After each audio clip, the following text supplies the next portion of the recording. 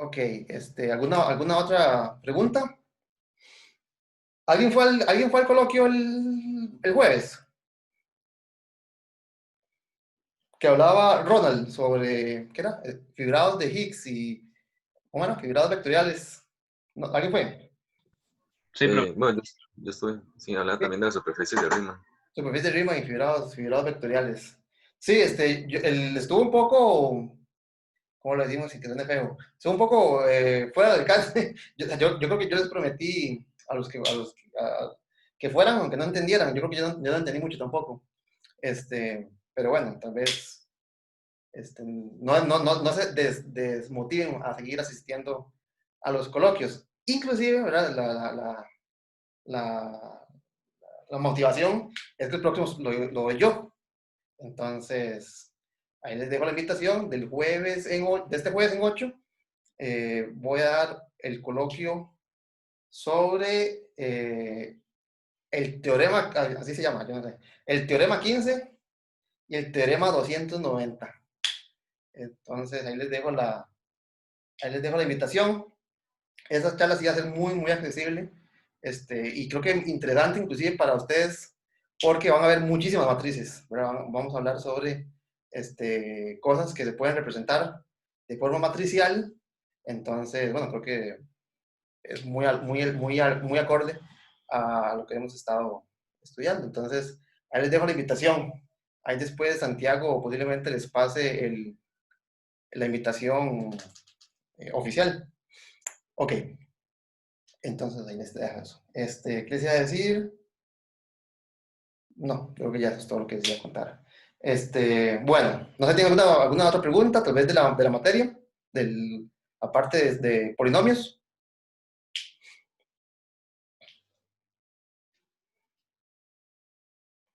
Ok, entonces vamos a continuar.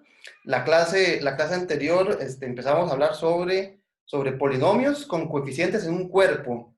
Tal vez de momento no ha sido necesario que los polinomios tengan coeficientes en un cuerpo, pero vamos a ver que es muy importante que los elementos, los coeficientes, los que acompañan a la x cuadrado, etcétera, sean números reales o números racionales, que sean elementos escalares que pertenezcan a un cuerpo.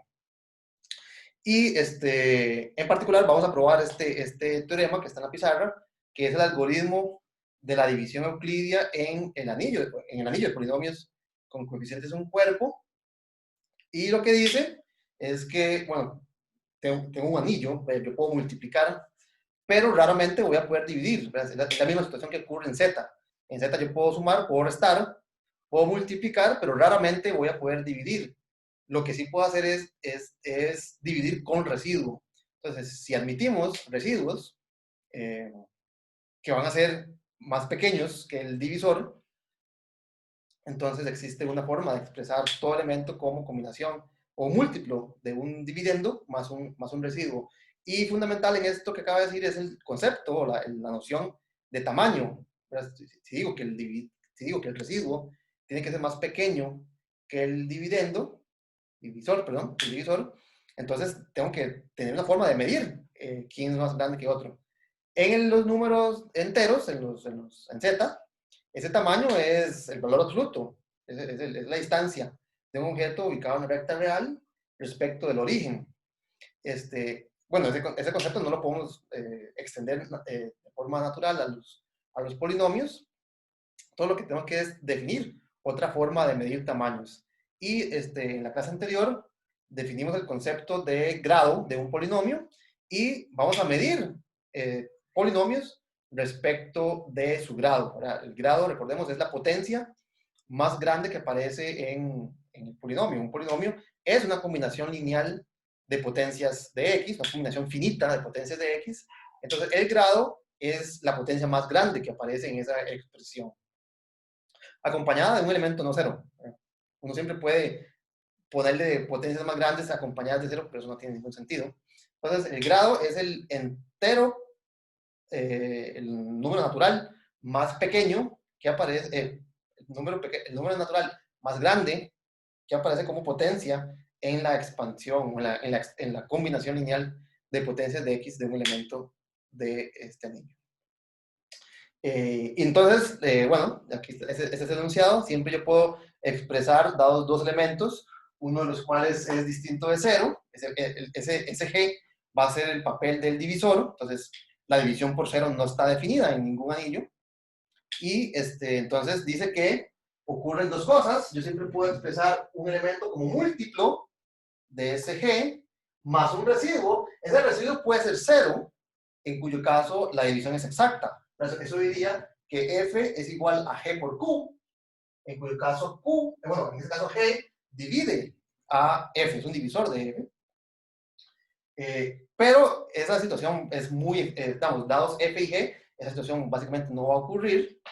Entonces, el segundo caso es que exista un residuo donde el grado del residuo es más pequeño que el grado del divisor. Bueno, note de nuevo que esto es exactamente el enunciado de la división en Z, donde el único cambio es la forma en que medimos el tamaño del residuo respecto del divisor. Es la única diferencia. Por lo demás, este es el algoritmo que hemos estudiado en Z. Lo iba a demostrar, creo que la vez pasada hicimos un sketch, una pequeña idea de cómo se demuestra. Tal vez nada más lo voy a indicar acá. Creo que la prueba, tal vez la pueden leer del texto. El texto está en el Hoffman, por ejemplo. La prueba de este resultado es la división que uno llama la división larga.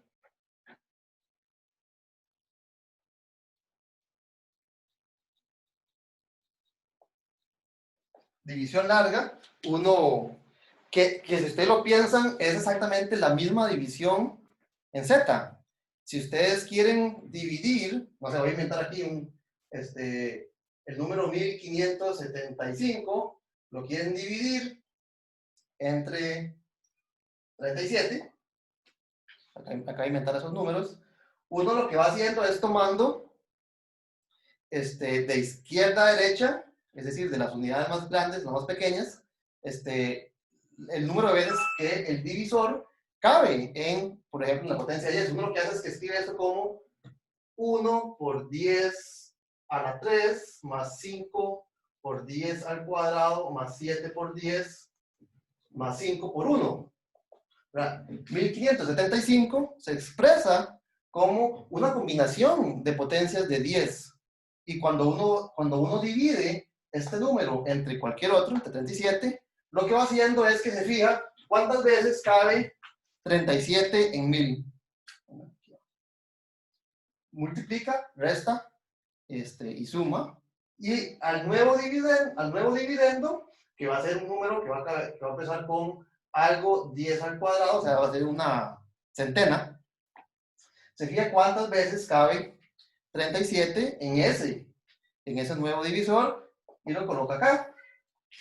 Bueno, el mismo proceso que uno realiza a la hora de dividir números naturales es el mismo proceso que realizaríamos si en vez de potencias de 10 tuviéramos potencias de x. Entonces, si yo quiero dividir el polinomio x al cubo más 5x cuadrado más 5 más 7x más 5, bueno, uno lo que haría es exactamente el mismo proceso, pero en vez de tener x, en vez de tener 10, tiene x. Entonces, la división larga es básicamente el proceso como uno divide, como uno efectúa la división a mano.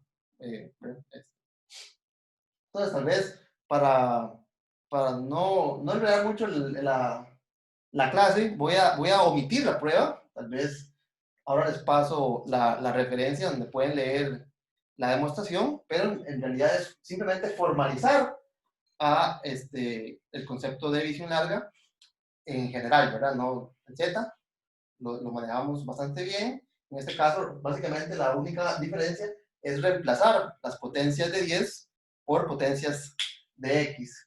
Y me voy tal vez a enfocar en las consecuencias de este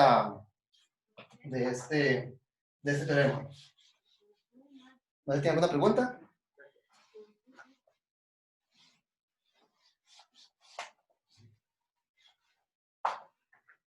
Entonces, tal vez para resumir todo esto, vamos a decir que el anillo de polinomios Kx es un dominio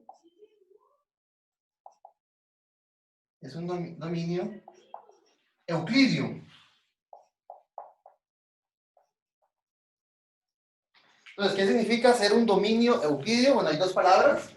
Está la palabra dominio y está la palabra euclidio. Z, tal vez recordemos que Z es un dominio euclidio.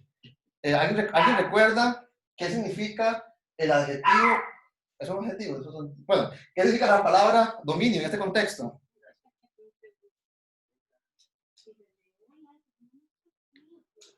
¿Alguien recuerda cuando dijimos que Z es un dominio euclidio o con división euclidia? ¿Qué significa la palabra euclidio en ese contexto?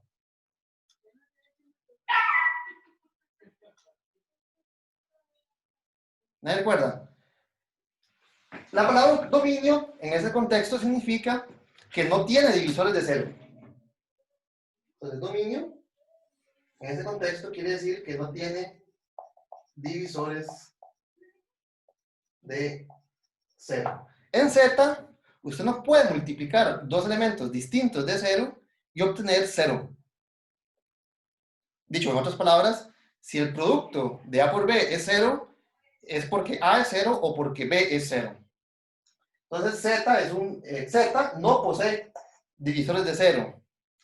El anillo de polinomios tampoco posee divisores de cero. Y aquí es una de las razones por la cual ocupamos que los coeficientes pertenezcan a un cuerpo. Por ejemplo, si estuviésemos trabajando sobre el anillo de polinomios con coeficientes, por ejemplo, en Z módulo 6, entonces un polinomio como 2x multiplicado por 3x al cuadrado, ¿verdad? Este es un polinomio que no es cero. Este es un polinomio que no es cero, pero el producto de esos dos polinomios sería 6x al cubo. Pero recordemos que en este conjunto, en este anillo, el elemento 6, que sería 1 más 1 más 1 más 1 más 1 más 1, es 0. Es decir, que 6 por x, en realidad, 6 por x al cubo, en realidad es 0 por x al cubo. Bueno, y 0 por cualquier cosa es 0. Entonces, ve que si trabajamos con coeficientes que no pertenezcan a un anillo, a un cuerpo, como lo es los números reales o Q, si trabajamos con polinomios, con coeficientes en un anillo que posee divisores de 0, entonces van a haber polinomios que no son 0, pero su producto sí lo es. Entonces, aquí es una de las razones por la cual ocupamos trabajar sobre un cuerpo. Entonces, eso va a ser importante. Y bueno, el adjetivo euclidio lo que quiere decir es que existe una noción de tamaño respecto a la cual el anillo satisface el algoritmo de la división euclidia.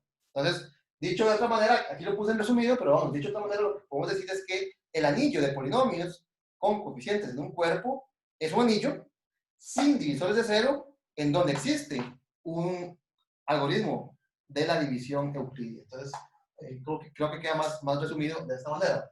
Este es un anillo, es un dominio euclidio, tiene un algoritmo de la división euclidia.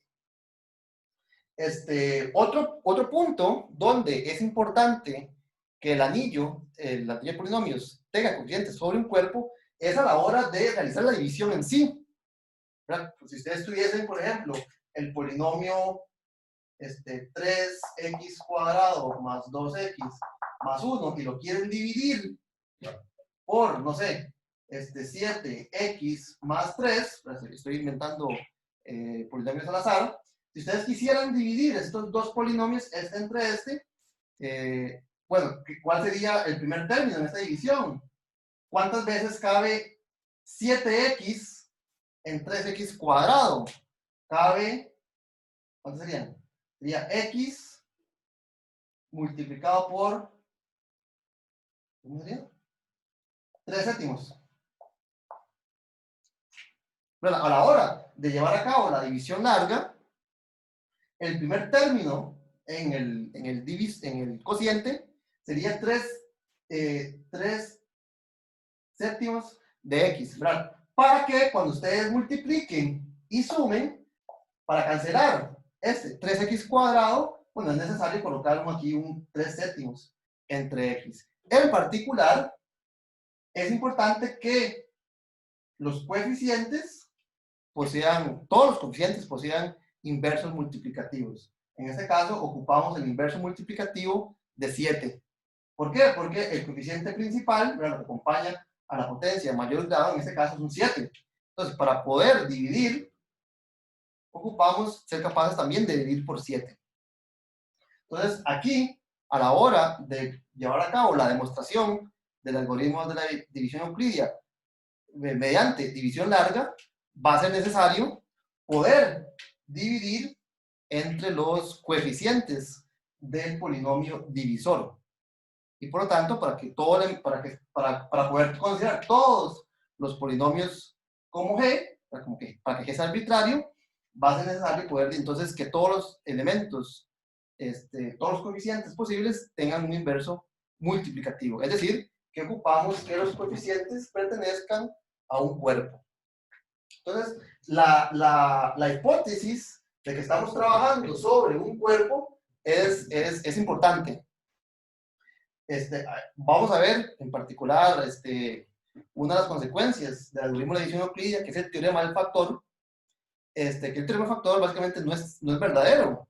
Si trabajamos sobre un anillo de polinomios donde ya sea tenemos divisores de cero o el anillo en sí no tiene los elementos inversos multiplicativos de todos sus elementos. Ok. Entonces vamos a ver algunas consecuencias del algoritmo de la división euclídea en este anillo.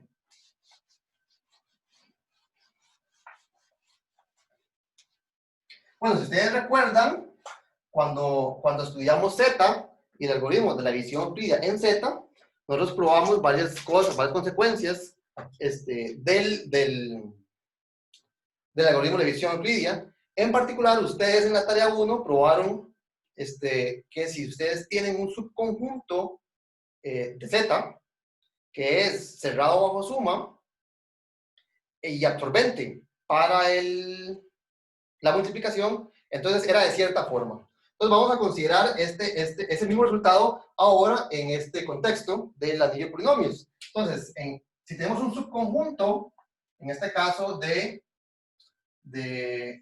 anillo de polinomios, que es cerrado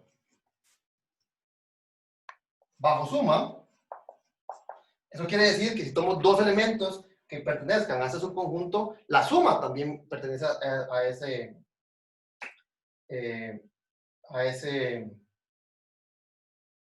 conjunto. Bueno, de hecho, deberíamos decir más, deberíamos decir que también es cerrado bajo la suma y bajo inversos aditivos. Entonces, vamos a poner aquí tal vez. Y bajo inversos aditivos. Entonces, si un elemento está en el conjunto, también está su inverso aditivo. Y es absorbente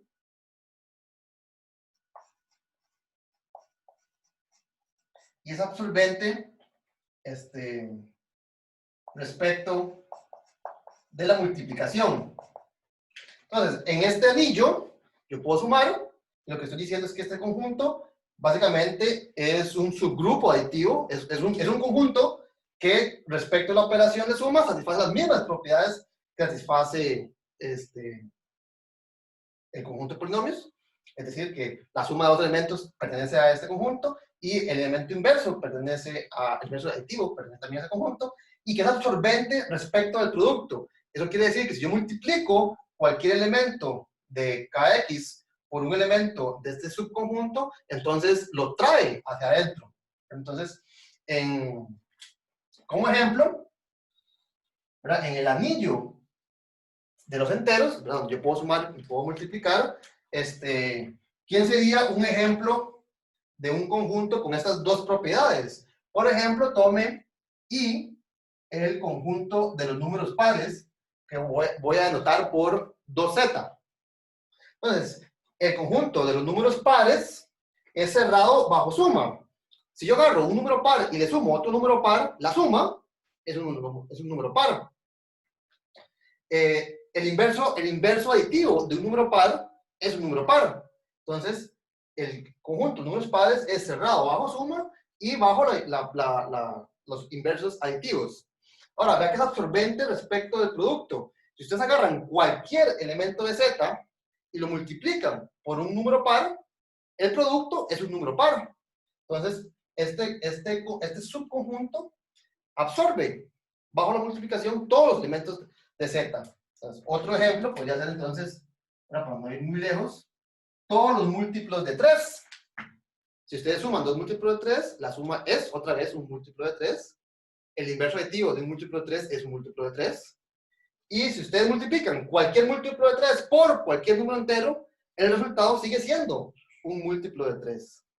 Entonces, vea que esto es un conjunto que satisface estas dos propiedades. Esto es un conjunto que satisface estas dos propiedades. Y bueno, claramente uno podría seguir dando ejemplos de este tipo de conjunto. Pero yo podría tomar el conjunto formado por todos los múltiplos de mi número n favorito.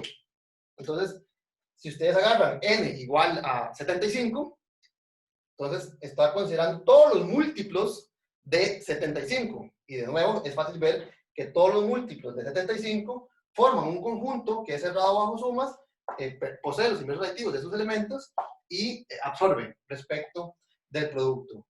Ustedes en la tarea creo que fue la tarea 1, ustedes probaron que todo conjunto que cumpla con estas dos propiedades es alguno de estos.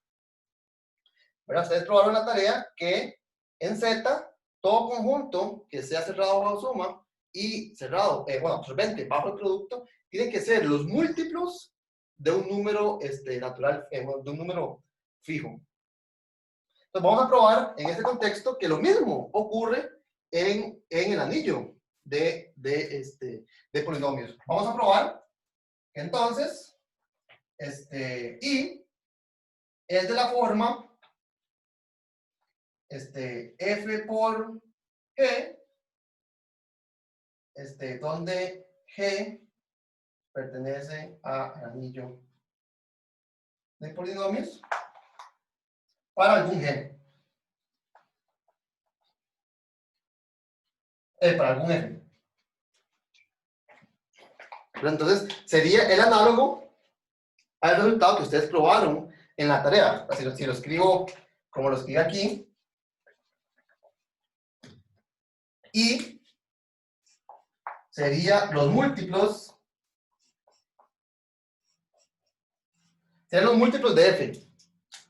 En el ejemplo anterior con Z, estaba escribiendo 2Z o 3Z. Bueno, ahora lo que estoy diciendo es que el conjunto I que tiene estas propiedades necesariamente son todos los múltiplos de un número o de un elemento fijo de este conjunto. No sé si tienen alguna pregunta.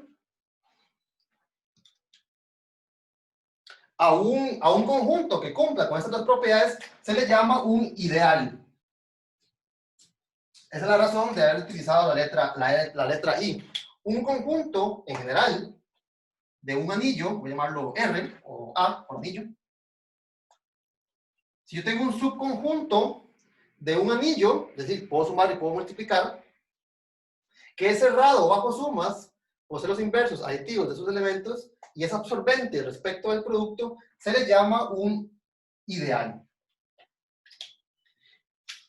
Y lo que acabamos de mencionar hace un momento es que, por ejemplo, todos los múltiplos de un elemento fijo son un ideal. Entonces, esto siempre es un ideal. Siempre es un ideal. Si ustedes agarran cualquier elemento de su anillo favorito, Z, por ejemplo, y consideran todos los múltiplos de ese elemento, entonces lo que obtienen es un conjunto que cumple con esas propiedades. Es decir, es un ideal. A los ideales de esta forma se les llaman ideales principales. Entonces, si I es todos los múltiplos, voy a poner otra letra. Si I es el conjunto de todos los múltiplos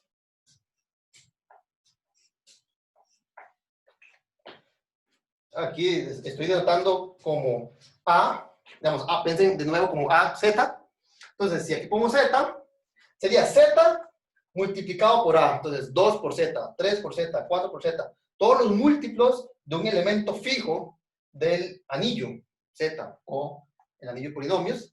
Esto se le llama un ideal principal.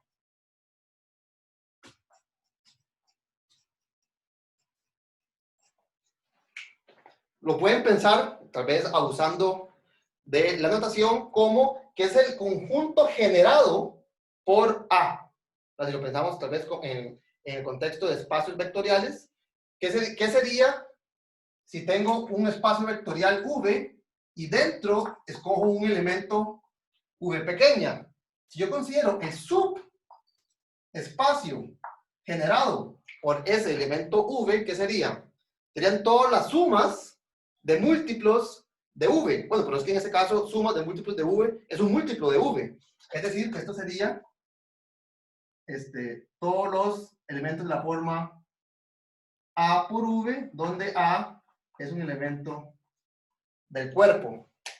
¿Verdad? Entonces, podríamos pensar, tal vez pidiéndole prestada notación a los espacios vectoriales, que esto es el subespacio, bueno, en este caso no es un subespacio, pero no estamos en un espacio vectorial, de todos los múltiplos de V. Es el subanillo, en este caso, más pequeño que contiene a A. ¿Verdad? Entonces, ¿quién sería el subanillo? Es un subconjunto que además es anillo, que contiene a los números pares. Serían todos los múltiplos de 2. Entonces serían todos los elementos generados utilizando las operaciones del anillo por el elemento 2. Entonces, ¿quién sería el subanillo más pequeño que contiene a todos los múltiplos de 3? Bueno, el conjunto generado por 3. 3 por 1, 3 por 2, 3 por 3, 3 por 4, 3 por 5. Vea que la suma no es necesaria, porque la suma de múltiplos de 3 es otro múltiplo de 3. Entonces, utilizando únicamente la multiplicación, obtengo todos los elementos de este conjunto. Entonces, nosotros probamos, ustedes probaron en la tarea 1, que todos los ideales de Z son principales. Entonces, ustedes probaron en la tarea 1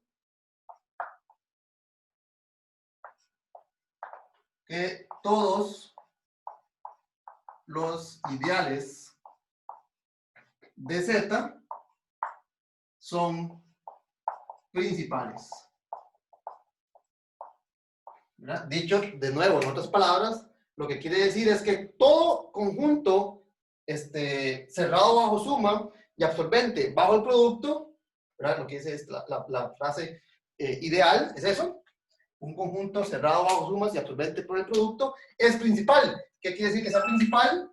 Que es el conjunto de todos los múltiplos de un número dado, de un número fijo. Ok, entonces ustedes probaron eso en la tarea 1. Y si ustedes, bueno, si ustedes hicieron la tarea, la propiedad o el resultado que se utiliza para la demostración de este resultado es el algoritmo de la división euclidia. Entonces, vamos a ver una pequeña proposición que en el anillo de polinomios con coeficientes en un cuerpo, todos los ideales son principales.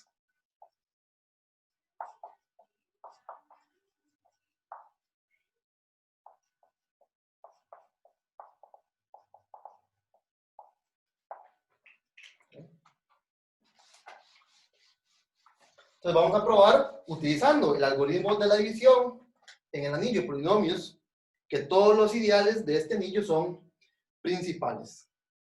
Entonces, probemos este resultado y vamos a ver que la prueba es básicamente la misma que el caso de Z. Entonces, o tal vez para eliminar un caso trivial, Si sucede que el ideal, perdón, si sucede que el subconjunto que estoy considerando es el que contiene únicamente al elemento 0, bueno, primero que todo es un ideal, ¿verdad? Si es cerrado bajo sumas, 0 más 0 es 0, el inverso aditivo de 0 es 0, y si usted multiplica por 0 cualquier cosa le da 0. Es decir, que este subconjunto es un ideal, es cerrado bajo sumas y es absorbente bajo el producto. Y vea que este subconjunto es principal.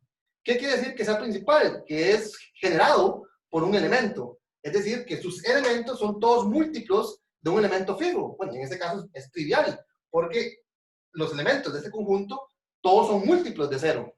Es decir, que este es el conjunto generado por 0. Estos son todos elementos de la forma A por 0, donde A pertenece al anillo de polinomios. Entonces, vea que el caso trivial es principal. Es generado por un elemento. ¿Por cuál? Por el elemento 0. Entonces, vamos a suponer, sin pérdida de generalidad, vamos a suponer que I no es el elemento que contiene únicamente al elemento 0. Entonces, ¿qué es lo que queremos probar? Queremos probar que existe algún polinomio, algún elemento de cada X, tales que todos los elementos de este subconjunto son múltiplos de él. ¿Alguien recuerda cómo se hizo eso en Z?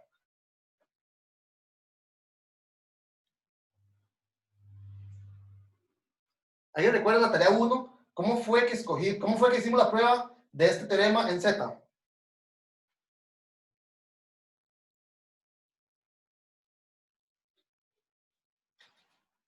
Si ustedes recuerdan la tarea, ustedes tienen que probar que I era el conjunto generado por algún R, ¿verdad? Y yo como sugerencia les dije, sea R o tome R igual a... ¿Cuál es la sugerencia? ¿Alguien recuerda?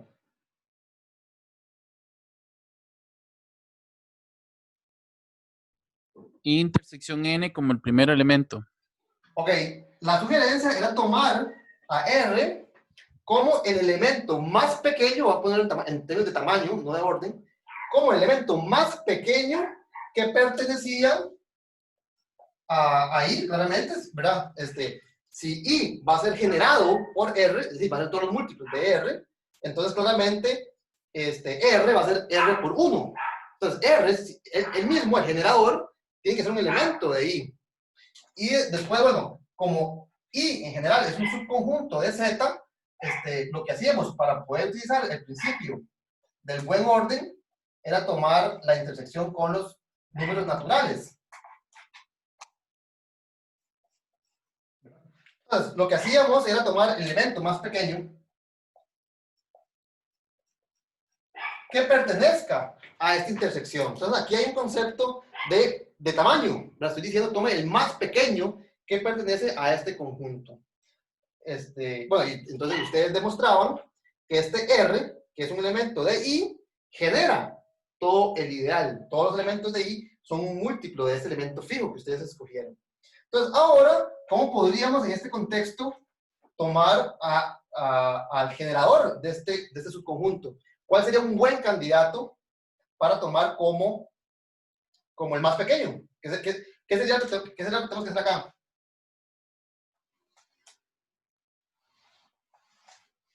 Entonces, tome, voy a llamarlo R también, tome R, para usar la misma notación que en el caso de Z. ¿Quién sería el elemento que debemos de tomar? Si ya sabemos que el conjunto no es 0, ¿cómo podríamos tomar a R en este caso?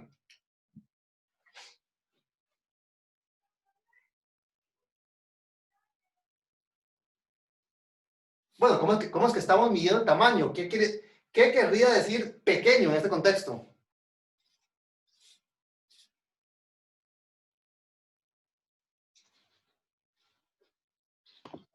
El de menor grado. el de menor grado. Entonces vamos a tomar el polinomio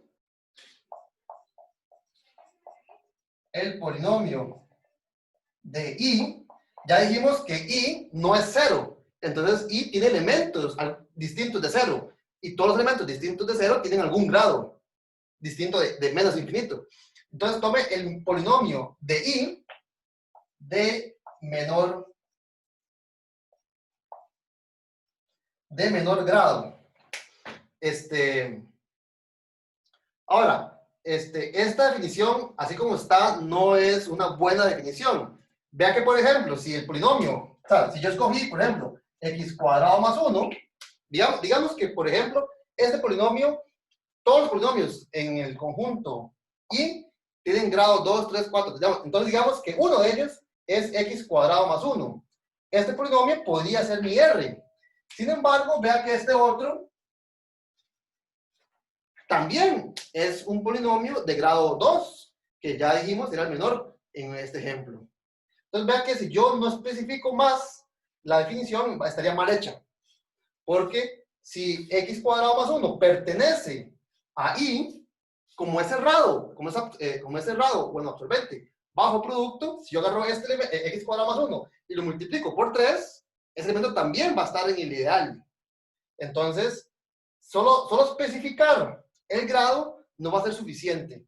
Entonces, ¿qué es lo que voy a hacer? Voy a ser un poco más específico para que esta definición tenga sentido. Entonces, voy a escoger el polinomio de grado más pequeño, mónico. Recuerden, ¿qué significa mónico? Mónico quiere decir que el coeficiente principal es 1. Entonces, si el polinomio es 3x cuadrado más 3, el coeficiente principal es 3. Pero yo estoy diciendo que yo estoy pidiendo que el coeficiente principal sea 1. Entonces ya pierdo toda la ambigüedad. Entonces, tengo que escoger entre todos los múltiplos de x cuadrado más 1, tengo que escoger el que tenga a 2, en este caso, igual a 1. Entonces, ya con esta restricción, no existe esa ambigüedad. Ya no voy a poder escoger otro del mismo grado que también esté en ese mismo ideal. Entonces, esta pequeña restricción hace que esta definición tenga sentido, no sea ambigua, ¿verdad? Pues, alguien podría escoger x cuadrado más 1, pero otro compañero puede escoger 3x más 3 y los dos tendrían razón. Pero si yo especifico que el coeficiente principal sea 1, ya solamente uno de los dos puede tener razón. Ok. Entonces vamos a hacer eso. ¿Y qué es lo que queremos probar? Queremos probar que todos los elementos de I son múltiplos de R. Voy a volver a ver esto.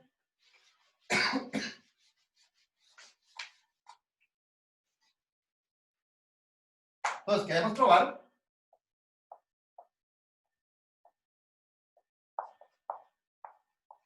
probar que I son todos los elementos de I son los generados por R.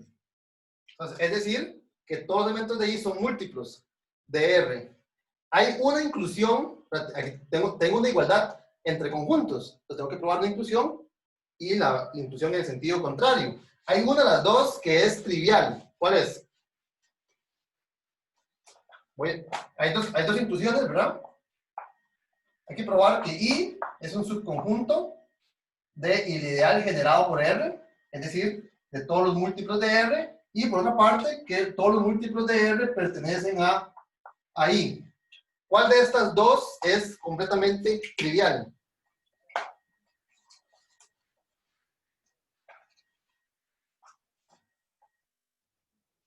Esta es la 1. La primera. ¿Cuál? La primera. La 1.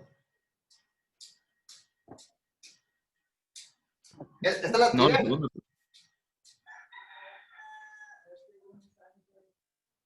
Yo diría que es eso, ¿no?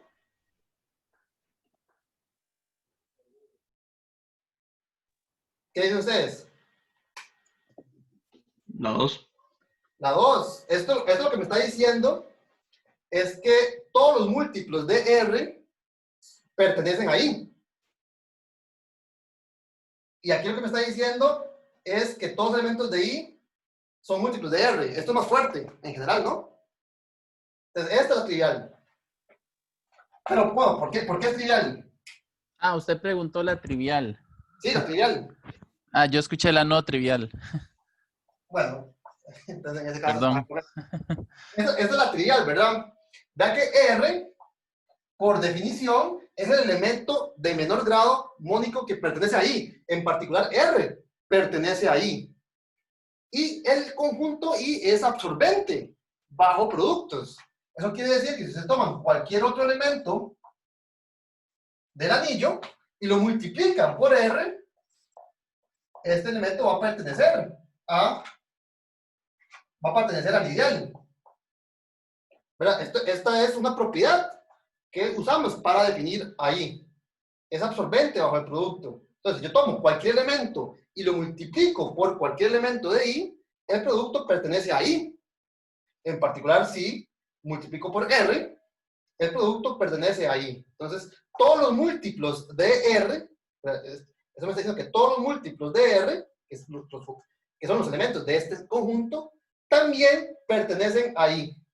Entonces, esta es la trivial utilizando la definición o las propiedades que definen al conjunto I. Entonces, lo que tenemos que probar es la dirección contraria. Y bueno, ¿qué podemos hacer? Vamos a suponer por contradicción que esto es falso.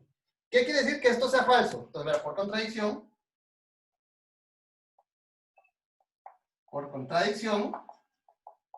supongamos, voy a borrar esto acá. Por contradicción, supongamos que esta inclusión no es verdadera. ¿Qué quiere decir esto? Que van a existir elementos de I que no son múltiplos de R.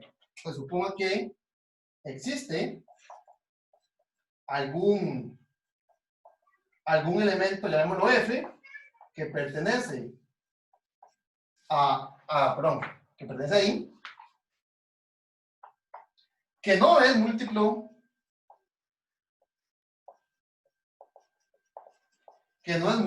de R. Esa es la hipótesis. Entonces, ¿qué podemos hacer? Bueno, si no es múltiplo, eso quiere decir que la división por R no es exacta. Pero, utilizando el algoritmo de la división euclidia, en Kx, sabemos que lo podemos expresar como un múltiplo de R más un resto. Y ahora me estoy dando cuenta que fue una mala escogencia usar R para el generador, porque está utilizando R como residuo. No, dejémoslo así tal vez. Ustedes, si quieren en sus notas, lo cambian, pero dejémoslo así para no hacer mucho enredo. Entonces, usando el algoritmo de la división euclidia, yo sé que este elemento F lo puedo expresar como un múltiplo de R más un resto. Vamos a ponerlo así en palabras para no confundirlo con R. Entonces, dado que no es un múltiplo, a la hora de llevar a cabo la división euclidia, yo sé que el resto de las dos opciones que tengo, que sea que el resto sea 0 o tenga menor grado que R, la posibilidad de que el resto sea 0 no ocurre. Porque si fuese 0, entonces F sería un múltiplo de R. Y estamos asumiendo que no. Entonces, con grado del resto menor estricto que el grado del divisor. En este caso, el divisor es este polinomio R que escogimos como el de menor grado mónico, que pertenece ahí. Ok, hasta aquí vamos bien, no hay ninguna contradicción. Sin embargo, note que el resto, lo es la parte, pero no borrar, note que el resto yo lo puedo expresar como F menos Q por R. F, por hipótesis, pertenece a I. Yo lo escogí como un elemento de I con ciertas propiedades. Entonces, F pertenece a I. R pertenece ahí, así como yo escogí. Entonces, R pertenece ahí y por lo tanto, cualquier múltiplo suyo pertenece ahí. Es decir, que este segundo sumando también pertenece ahí. Pero I es cerrado bajo sumas. Entonces, esta suma que está acá pertenece ahí. Y ahora sí, obtengo una contradicción. ¿Cuál es la contradicción? El resto, este polinomio, pertenece ahí. Pero su grado es más pequeño, estricto, que R. Y yo escogí R como elemento de I con grado más pequeño. Bueno, esa es la contradicción, ¿verdad? Estas dos cosas juntas forman la contradicción. Entonces, si ustedes revisan la prueba de este mismo teorema en Z, se dan cuenta que la prueba es exactamente la misma. Lo único que cambió es la forma en que estoy midiendo los tamaños. El resto de la prueba, ustedes la pueden simplemente traducir. Y cada vez que ponen KX, que yo aquí no lo puse, colocan Z y es la misma prueba que dieron en la tarea 1. Entonces, el algoritmo de la división euclidia me permite mostrar que todos los ideales son principales. Entonces, todo subconjunto cerrado bajo sumas y absorbente para la multiplicación tienen que ser los múltiplos de algún polinomio fijo. Entonces, también voy a ir haciendo la tabla de consecuencias que probamos la vez pasada. Entonces, voy a empezar con el algoritmo de la división euclidia. Esto nos acaba de permitir mostrar lo que se llama que KX es un dominio de ideales principales. Voy a poner así en resumido para no apagar mucho campo la pizarra. KX, este anillo, es un dominio, recordemos que un dominio es un anillo sin divisores de cero, de ideales principales. Eso quiere decir que todo ideal es principal. Eso quiere decir que todo su conjunto cerrado bajo suma y absorbente bajo producto es principal. Es decir, es los múltiplos de un conjunto, los múltiplos de un elemento fijo del anillo. Ok, entonces vamos a usar este resultado para probar algo que probamos también en el caso de Z, que es que en Z existen los máximos comunes divisores.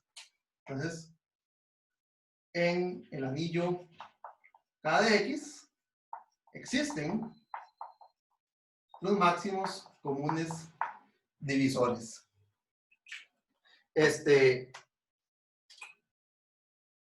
En el caso de Z, nosotros no probamos esta propiedad. Bueno, sí la probamos, pero lo probamos hasta después, lo probamos en la tarea. Sin embargo, esta propiedad implica esta. ¿Cómo? Si ustedes tienen, si A y B son elementos del anillo de polinomio, por eso somos F y G, ¿verdad? Si F y G son elementos del anillo de polinomios, considere este subconjunto. Considere el subconjunto de todas las combinaciones lineales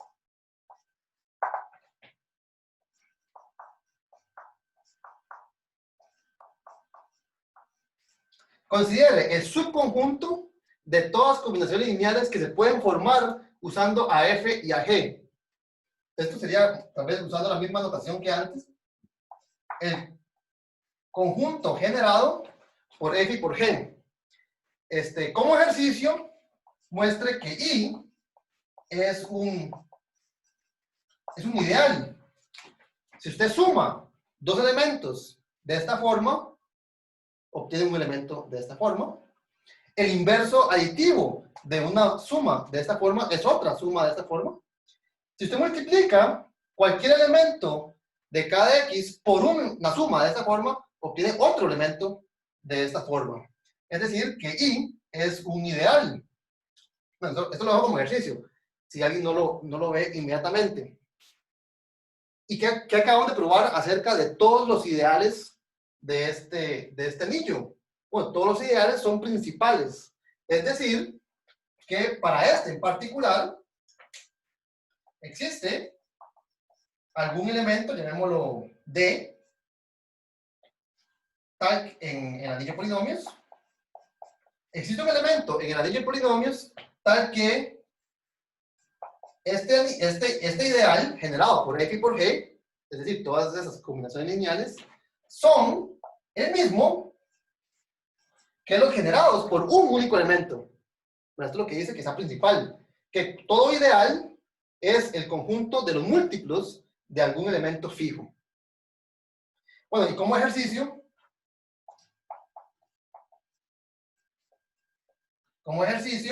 muestren que D necesariamente es el máximo común divisor de F y G. No es difícil ver que D tiene que ser un elemento que divida a F, que divida a G, y que no existe ningún otro que más pequeño, en sentido del grado, que tenga la misma propiedad. Entonces, como ejercicio, muestren que el elemento que genera este ideal necesariamente es el máximo común divisor. Aquí tal vez para añadir un poco, cuando usted define el máximo, en Z, por ejemplo, cuando usted divide el máximo común divisor, uno nunca escoge el negativo, ¿verdad? El negativo, digamos, el máximo común divisor o por decir, un común divisor de 6 y 9 es 3. Entonces, el máximo común divisor de 6 y 9, uno siempre dice que es 3. Pero uno pudo haber dicho que es menos 3. ¿Por qué no? Es un común divisor y nadie más el tamaño es el valor absoluto. Entonces, tiene el mismo tamaño que 3. Sin embargo, para evitarse esa ambigüedad, si uno escoge el positivo o el negativo, uno declara, uno conviene, hace una convención de que el máximo común divisor siempre va a ser el positivo de esos dos. Vea que 1 y menos 1 son los dos, esa diferencia entre 1 y menos 1, 1 y menos 1 son los únicos dos elementos de Z que poseen inversos multiplicativos. Es decir, que multiplicando por uno de ellos uno puede llegar al otro. En el anillo de polinomios hay muchos más elementos invertibles. Entonces, aquí, para evitar esa ambigüedad, uno declara que, por ejemplo, sea mónico. Si ya yo digo que es mónico, el máximo común divisor está bien definido, ¿verdad? No tengo esa ambigüedad. Entonces, como ejercicio, muestren que ese elemento es máximo común divisor de estos dos elementos F y G.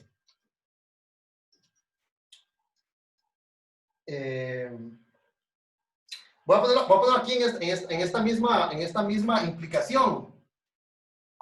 Voy a poner aquí, no lo voy a poner como otro, sino dentro de esta misma, es el lema de Mesú. ¿Alguien recuerda qué es lo que dice el lema de Mesú?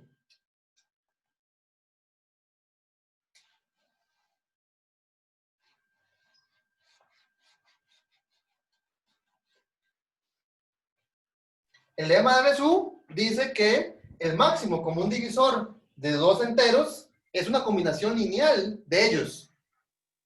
Y vea que utilizando este resultado es completamente inmediato, porque este D, que yo estoy diciendo que es el máximo común divisor, es un elemento de este ideal.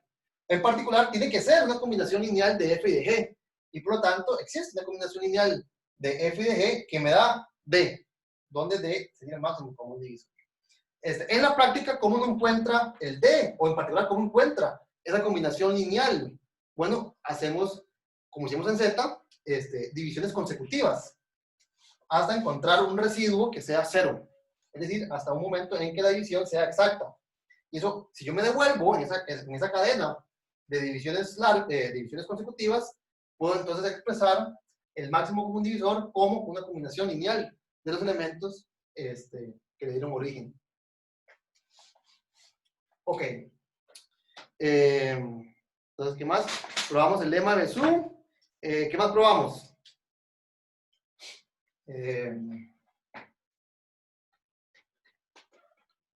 Bueno, tal vez de hecho quisiera hacer, antes de probar la siguiente, probamos el lema Euclides y otras cosas, pero antes de eso quisiera detenerme a una aplicación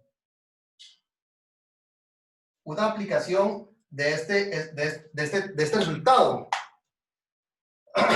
Si yo, por ejemplo, considero el espacio vectorial de matrices cuadradas, entonces vamos a hacer un poquito de álgebra lineal, no como el libro de Axler que decía que no contenía nada de álgebra lineal.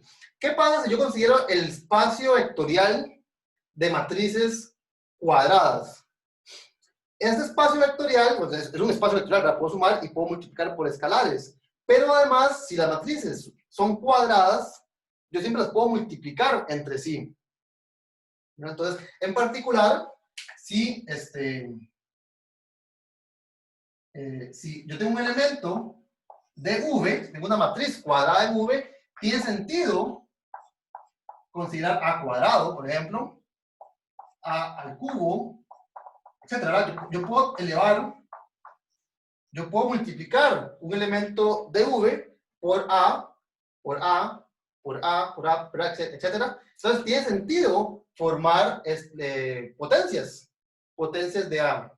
Entonces, en particular, si yo tengo un elemento que pertenece al anillo de polinomios, digamos f igual a 0 más a1 por x más a n por x a la n, dado un elemento del anillo de polinomios, uno podría evaluar este polinomio en A. Entonces, tiene sentido definir, por ejemplo, lo que es f evaluado en A. Entonces, si pensamos en un polinomio, no como un polinomio en sí, sino como una función polinomial. Es decir, que consideramos la x, la indeterminada, como una variable. Tiene sentido sustituir esta variable por A, ¿verdad? Entonces, ¿cómo lo definimos? Lo definimos como a 0 por 1, ¿verdad? Tal vez aquí, este 1, tengo que interpretarlo en V. Es decir, que ese 1 lo interpreto como la matriz identidad n por n. Y lo demás sí los puedo interpretar apropiadamente, ¿verdad? A1 por A más A2 por A al cuadrado más a n por a la n. Entonces, si yo tengo un espacio vectorial donde también puedo multiplicar, es decir, que vea que básicamente lo que estoy diciendo es que este V, además del espacio vectorial, tiene estructura de anillo, y eso dijimos que se llamaba un álgebra. Entonces, yo tengo un álgebra sobre K, como es este espacio vectorial, entonces yo los polinomios con coeficientes en ese cuerpo los puedo evaluar en elementos de V. ¿Cómo? Bueno, de esta forma natural. ¿Qué es lo que quiero hacer? Voy a borrar este caso que está acá. Quiero considerar el siguiente subconjunto del anillo de polinomios. Voy a considerar todos los polinomios con coeficientes en K, tales que si yo evalúo estos f's en una matriz dada, tales que f de A es 0, es un ideal.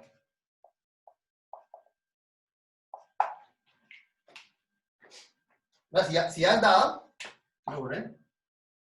A es una matriz cualquiera dada, tal vez voy a ponerle I sub A.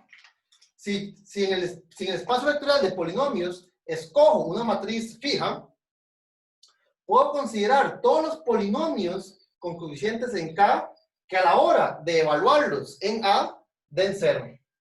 Y bueno, como ejercicio,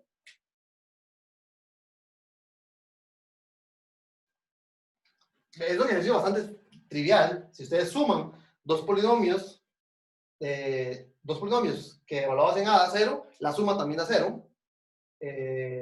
Si ustedes multiplican por un polinomio otro y ese da 0, el producto también da 0. Entonces, es un ejercicio bastante sencillo. Ver que esto es un ideal, es cerrado bajo sumas y absorbente bajo el producto. ¿Y qué es lo que probamos? ¿Qué es lo que probamos nosotros acerca de todos los ideales? Vea que esto es un subconjunto, y por tanto un ideal de el anillo de polinomios. ¿Qué probamos acerca de todos los ideales en este anillo de polinomios? Bueno, que todos los ideales son principales. Entonces, sabemos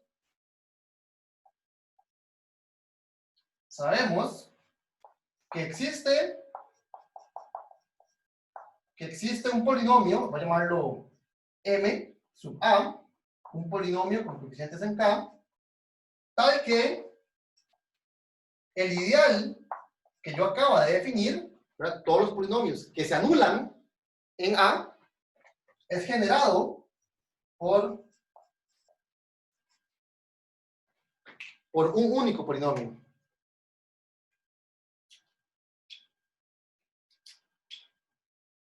Y este teorema va a ser clave más adelante cuando estudiemos diagonalización de transformaciones lineales. ¿Qué es lo que estamos probando? Hemos probado, utilizando este resultado, que todos los polinomios que se anulan en A, donde A vale 0, básicamente, son múltiplos de un polinomio fijo.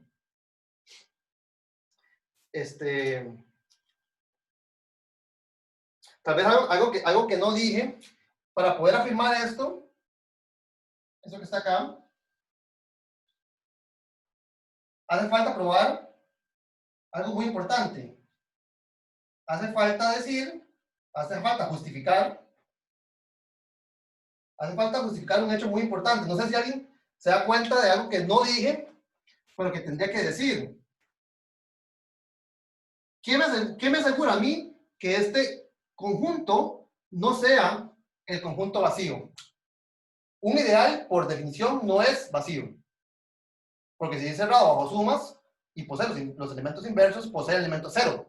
Entonces, vea que un ideal nunca es vacío.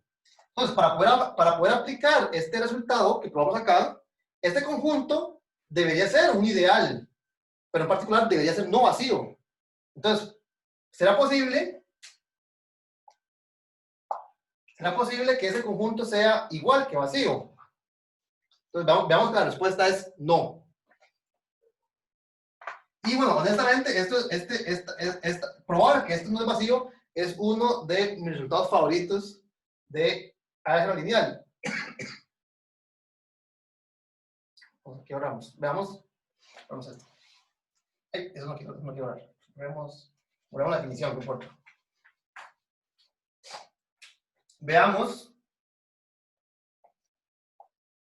Veamos que el conjunto de todos los polinomios que se anulan en A no es el conjunto vacío. ¿Qué es lo que yo quiero probar entonces? Quiero probar que existe algún polinomio que evaluado en A da 0. ¿Quiero probar? Quiero probar que existe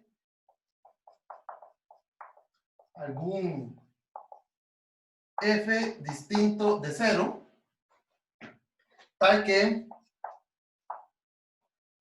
bueno, de hecho, tal vez permítame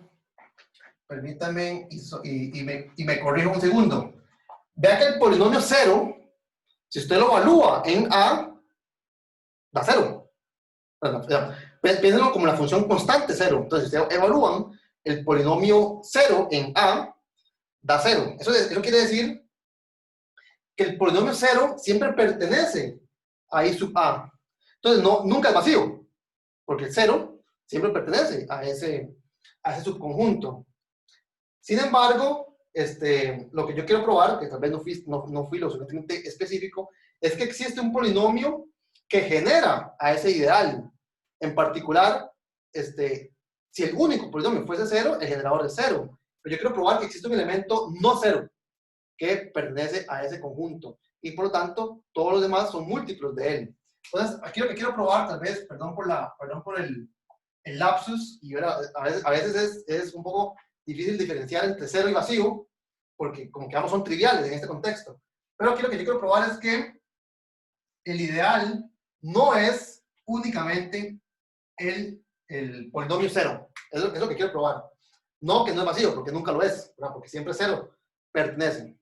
Entonces, lo que quiero probar es que siempre existe un elemento distinto de cero en el cual, si yo evalúo la matriz A, obtengo cero. Entonces, quiero probar que existe algún polinomio f de x tal que f de A es cero. ¿Qué es f? F es un polinomio. Entonces, digamos, eso quiere decir que lo que queremos probar es que existe alguna combinación lineal,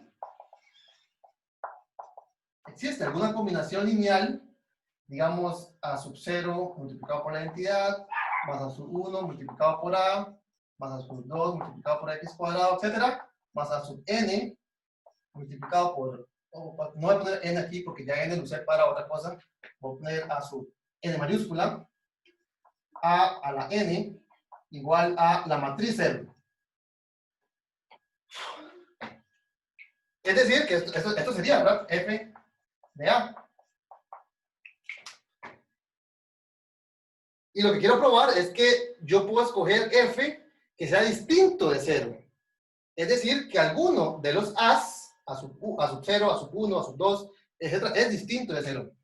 Con no todos los A sub I iguales que 0. Entonces, vea qué es lo que yo quiero probar. Yo quiero probar que existen a sub 0, a sub 1, a sub 2, hasta sub n, no todo 0, tales que se cumpla con esta propiedad. Entonces, quiero ¿cuál es el término que le dimos a este tipo de propiedad? ¿Qué es lo que queremos probar? Es decir,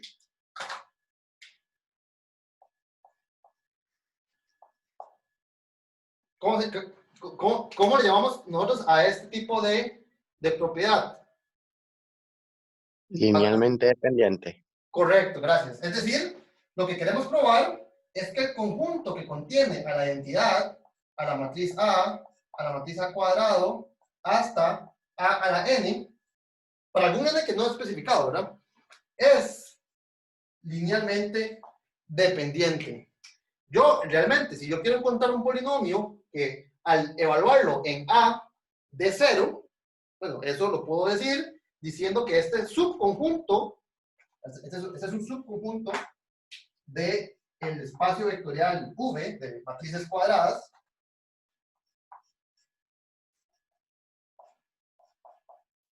es linealmente dependiente.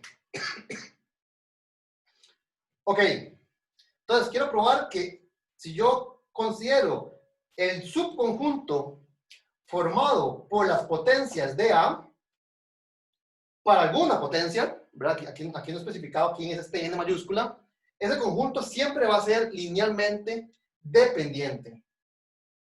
Entonces les pregunto a ustedes, ¿cómo podríamos escoger este n de forma que yo esté completamente seguro que este subconjunto va a ser linealmente dependiente?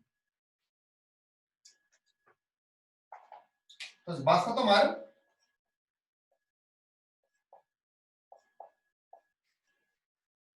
n igual, y aquí ustedes me ayudan. Yo quiero formar un subconjunto de este espacio vectorial que sea linealmente dependiente. Entonces, recordemos que los conjuntos linealmente independientes en general son pequeños. Entonces, para poder estar seguro de que este conjunto sea linealmente dependiente, sería suficiente con tomar este n lo suficientemente grande para que esta lista sea lo suficientemente grande y yo esté convencido que dentro de esta lista existe una dependencia lineal. ¿Quién me puede decir cómo puedo tomar este n de forma que yo esté seguro que esa lista tenga alguna dependencia lineal?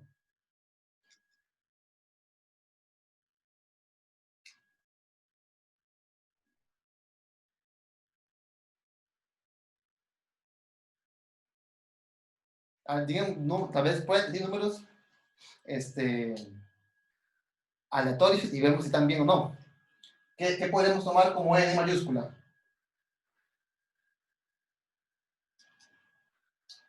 Es más, en la tarea, vamos a ver cómo va con la tarea. En la tarea hay un ejercicio que dice que si yo estoy en un espacio vectorial de dimensión finita y tengo un subconjunto con tantos elementos, ese subconjunto siempre es linealmente dependiente. Eso me serviría aquí, ¿no?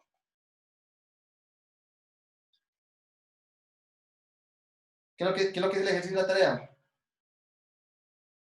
Que ustedes tienen un subconjunto que están en un espacio vectorial de dimensión finita, ya que este espacio vectorial es un espacio vectorial de dimensión finita. Entonces, ustedes siempre pueden garantizar que si toman un subconjunto suficientemente grande, ese subconjunto va a ser linealmente dependiente. Entonces, ¿qué tamaño sería suficiente en este ejemplo? N cuadrado más 1. Bueno, n cuadrado. Vean que aquí hay n cuadrado. Y entonces, más ya habría n cuadrado más 1. Entonces, vas a tomar, como dijo el compañero, n cuadrado. ¿Quién es n cuadrado? N cuadrado es la dimensión de ese espacio vectorial.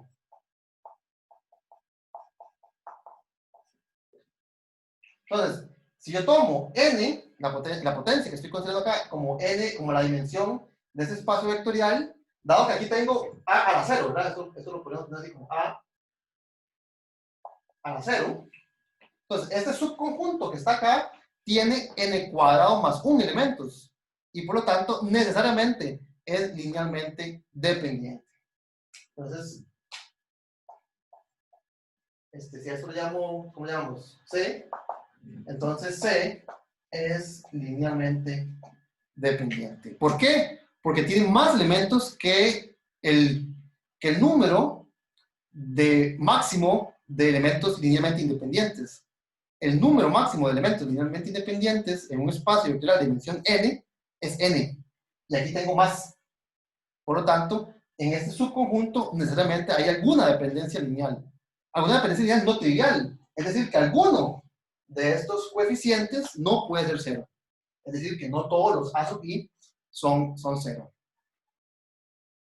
Entonces, vea que hemos probado que en el anillo de polinomios siempre existe un elemento distinto de 0 que me anula cualquier matriz. En este caso, inclusive, probamos, ¿dónde está? ¿Qué borro aquí? Voy a borrar esto un toque. Probamos que este f, este polinomio tiene grado más pequeño que n al cuadrado. Vamos a ver más adelante, cuando estudiemos, cuando estudiemos diagonalización y el teorema espectral, que uno puede tomar,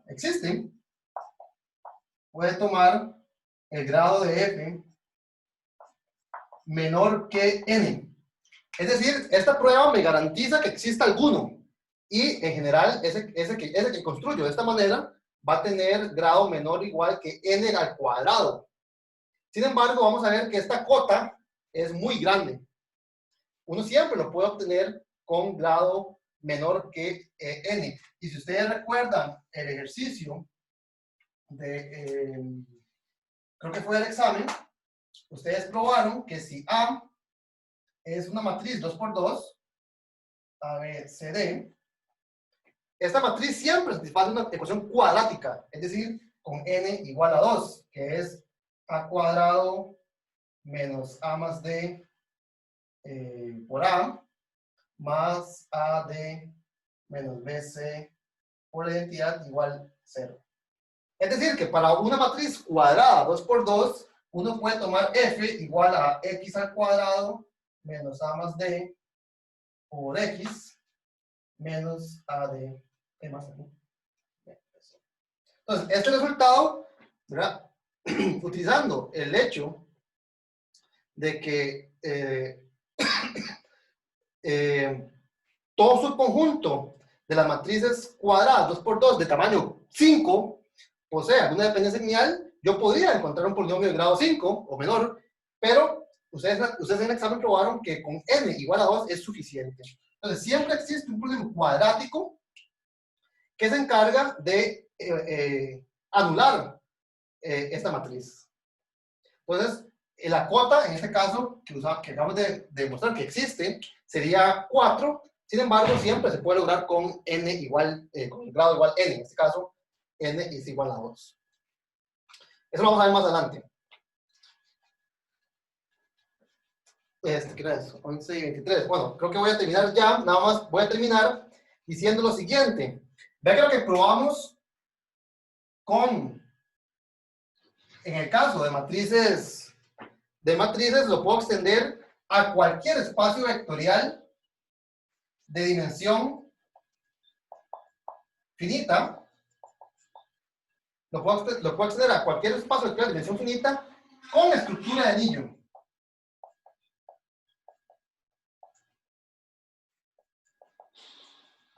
Es decir, si yo estoy en un espacio vectorial donde además puedo multiplicar, entonces, digamos, dimensión finita n, entonces, para todo elemento gamma, voy a llamarlo gamma, en V, si tomo cualquier elemento de este espacio vectorial y considero el conjunto de potencias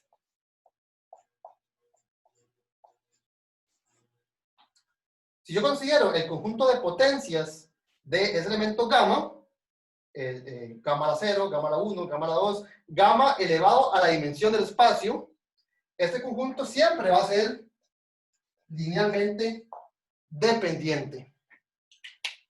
Entonces tengo un espacio vectorial de dimensión finita n con estructura de anillo. La estructura de anillo la estoy usando aquí para poder multiplicar gamma con gamma, gamma con gamma con gamma, gamma al cubo, gamma al 4. Ese conjunto siempre va a ser linealmente dependiente. En particular, eso quiere decir que existe una combinación lineal A0 por 1 más A1 por gamma más A2 por gamma cuadrado más AN por gamma a la n, que es igual a 0. Con A sub i, no todo 0, ¿verdad? No todos los gamma, igual, no todos los alfas, no todos los as iguales a 0. Entonces, estoy en un espacio vectorial de dimensión finita, todo elemento, todo gamma, satisface alguna relación polinomial. Esto es lo que está diciendo, ¿verdad? Si considero las potencias de gamma, lo que estoy obteniendo, entonces es una ecuación polinomial, ¿verdad? Entonces, existe un polinomio f en k de x, tal que f de gamma es 0. Eso quiere decir que en un espacio vectorial de dimensión finita con estructura de anillo, todo elemento es algebraico. Pues si ustedes piensan tal vez en el caso de los números complejos, o en general de, ¿cómo digo? Sí, pensemos en caso de números complejos, un número algebraico es un número que satisface alguna ecuación polinomial no trivial. Entonces, por ejemplo, el número raíz de 2 es un número algebraico porque satisface la ecuación cuadrática x cuadrado menos 2 igual que 0. El número i es algebraico porque satisface la ecuación cuadrática x más cuadrado más 1 igual a 0. Y en general, un número complejo se llama algebraico si existe un polinomio con coeficientes bueno, en este caso sería como en R, que satisface alguna ecuación polinomial. Entonces, lo que acabamos de probar en este caso es que todos los elementos de un espacio vectorial de dimensión finita con estructura de anillo satisface alguna ecuación polinomial. Entonces, uno podría decir que son algebraicos en este contexto. Yo creo que ya me voy a detener. Sí, me faltó tal vez hablar sobre el lema de Euclides y sobre el teorema de factorización única, el lema del factor. Entonces, tal vez eso lo terminamos el jueves, porque si no me da tiempo, me extendí un poco. No sé si tienen alguna pregunta.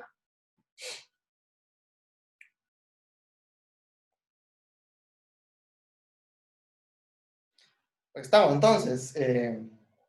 Ok, entonces si no tienen preguntas, nos veríamos el jueves para terminar con la parte, bueno, tengo que ver exactamente cuánto de polinomios quiero ver. Creo que me faltaría nada más el lemma factor, la factorización, ¿cómo se llama esto? La factorización en R y factorización en los números complejos. Y ya posiblemente estaríamos hablando entonces para un segundo parcial. ¿Qué les parece a ustedes mejor? ¿Tienen un parcial como la vez pasada de jueves a lunes o de lunes a jueves? Profe, dos asuntos. Sí. Primero, en mi caso, de jueves a lunes. Ajá. Y lo segundo, es que no sé si entendí mal. Usted mencionó que los apuntes de la parte de esto de polinomios, que están o que todavía no están, porque Los de los polinomios revisé. no están y Ujú. honestamente no sé si van a estar. Ok. Sí, la parte de polinomios no la tengo, digamos, esa parte, si ustedes ven las notas actuales, no hay un capítulo de polinomios. Y no sé si voy a subir, no sé si lo voy a redactar, no sé si va a tener tiempo. Bueno, entonces como referencia el de Hoffman, como lo estaba mencionando hace rato, o... Eh, creo que, bueno, el de Hoffman, si ustedes ven el capítulo de Hoffman de polinomios, honestamente hace demasiado enredo. Entonces, como referencia, no se lo recomiendo. Tal vez el Axler es un poco más concreto. El Hoffman hace mucho enredo con la parte de álgebras, con la parte de, inclusive para definir qué es la X, hace mucho enredo. Eh, y hace mucho énfasis como en la multiplicación de polinomios. Si ustedes ponen atención, yo no les di la definición de polinomios, ¿verdad? Simplemente les dije, se multiplican las X, se distribuyen y se agrupan. Ujú. Y Hoffman hace tal vez mucho enredo, mucho énfasis en esa parte de multiplicación, en la parte de evaluar, ¿verdad? Todo esto de cómo se evalúa un polinomio en una matriz, por ejemplo, un anillo, hacen muchísimo enredo, con algo que yo creo que es obvio, simplemente se reemplaza la X por la A, y el Hoffman sí hace mucho enredo en eso. Entonces, tal vez no lo recomiendo como primera referencia, tal vez usen el Axler, es un poquito más concreto en esa parte. Ok, y entonces, para referirnos a ejercicios con el Axler, entonces. Sí, también. Yo, de ejercicios, sí, tal vez ahora voy a preparar una lista de ejercicios, pero la parte de la teoría no sé si, honestamente, si va a tener tiempo de hacerla, y que quede decente, entonces creo que mejor, sí, no prometo nada al respecto, pero ejercicios sí, yo les voy a preparar una lista. Ok, listo, muchas gracias. ¿Alguna otra pregunta? Estamos, entonces. Recuerden que la tarea 5, parte 1, está por vencer, ¿verdad? Entonces, lo que no lo hayan hecho, háganlo. Y si no sé si tienen preguntas sobre la parte 2, bien. Ok, entonces nos vemos el jueves. Que pasen buena tarde. Eso. Gracias. No, profe. Muchas gracias.